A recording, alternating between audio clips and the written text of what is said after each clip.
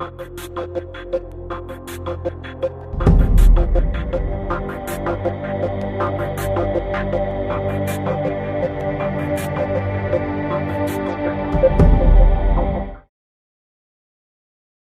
hours, the suspect, 23-year-old Deshaun Thomas, was arrested and charged with 2 counts, including first-degree murder. Now, the probable cause statement says the victim begged for his life, but the defendant loaded his firearm and shot him in the head. February 27th, 2023, downtown St. Louis, Missouri, a Monday morning, 10 o'clock. Tucker Boulevard is busy, the way it always is. Cars moving through intersections, people going about their day, the city doing what cities do. Nothing about that morning looked different from any other. Then an argument broke out at a Shell gas station. 2 men. Nobody nearby paid much attention. Arguments happen. They usually end there. This one didn't. By the time it was over, a stranger's cell phone had captured something so disturbing it would be watched by 17 million people before the day was over. And a man named David Saldana would never go home again. David Saldana was 46 years old. He was from Massachusetts, a longtime resident who had no friends, no family, and no clear reason to be in St. Louis at all. His mother, Aurea, later told reporters that her son had struggled with severe mental health issues for years, that the family had tried everything to get him help, that nothing had worked.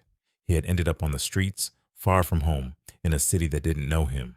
But before the streets, before St. Louis, before any of it, David Saldana had built something.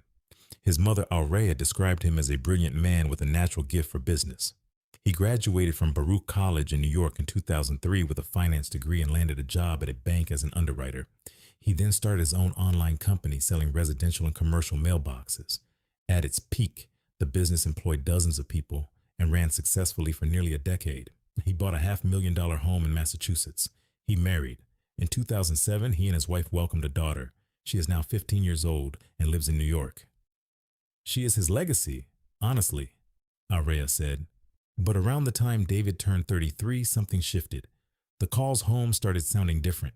He warned his mother the moon was going to crash into the earth. She visited his home and found he had removed all the electrical outlets from the walls, convinced his neighbors were spying on him to steal the ideas in his mind. The business unraveled. The marriages ended. The antipsychotic medication helped when he took it. But he never liked the side effects, and he would stop taking it every time he left a hospital. The cycle repeated for over a decade, and eventually, David ended up on the streets, thousands of miles from Massachusetts. On the morning of February 27th, he was sitting outside a Shell gas station at Tucker and Convention Plaza when an argument broke out.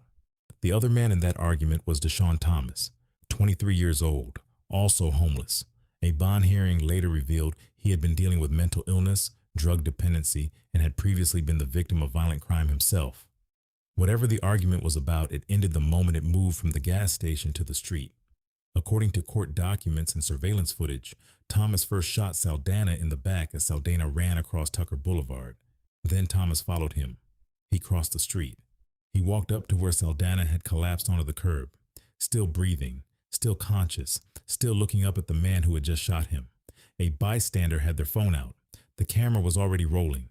The footage shows Thomas standing over Saldana, speaking briefly into his own cell phone while simultaneously struggling to load his gun. Saldana's hands go to his ears. He is sitting on the curb of a public street at 10 in the morning. He cannot run. He cannot fight. He can only wait. Thomas loads the gun. He fires once, point blank, into David Saldana's head. Broad daylight in the middle of downtown St. Louis. This is a snapshot showing the moments before one man pulled the trigger. It is just the latest incident in a string of violence critics argue is driving people away from downtown. As crime balloons, one nearby business owner telling News 4 he's afraid to keep his doors open after the sun sets. Police now telling News 4 Deshaun Thomas is charged with murder after killing that man execution style yesterday morning, as you saw in that video. Gabriela Vidal joins us live after tracking new developments in the search for the killer. She's live outside St. Louis PD. Yeah, that's right. It's in the last couple hours that we learned that police have charged a 23-year-old Deshaun Thomas with first-degree murder and armed criminal action. And in a probable cause statement shared with News 4, we learned that the officers say that surveillance video shows Thomas following the victim across the street off of Tucker and Lucas, first shooting him in the back, and in what witnesses were also able to see in video that's now gone viral, he begged for his life just before Thomas allegedly shot him in the head. It's scary, of course, you get concerned about what's going to happen to anybody else. It's this moment captured on camera in downtown St. Louis that's quickly gone viral. When I came here, I seen people standing outside. The guy was on the ground. Heard he was shot from close range. A witness shared this video with News 4, which shows one man loading a gun and pointing it at a man on the curb, shooting him in broad daylight. Yeah, there was the construction guys in that building. There was workers from the other building. So it was shocking for the whole downtown. Saeed Sejed owns Gold and Diamond across the street from where the shooting happened. He arrived shortly after the incident. The way I look at it, if I was 7 minutes earlier, I could have been caught up with it too. So police arrested 23-year-old Deshaun Thomas in connection with the shooting. A probable cause statement identified the victim as David Saldana, which they believe to be homeless. Thomas did not stay. He ran from the scene immediately. But downtown St. Louis has cameras. The city has eyes.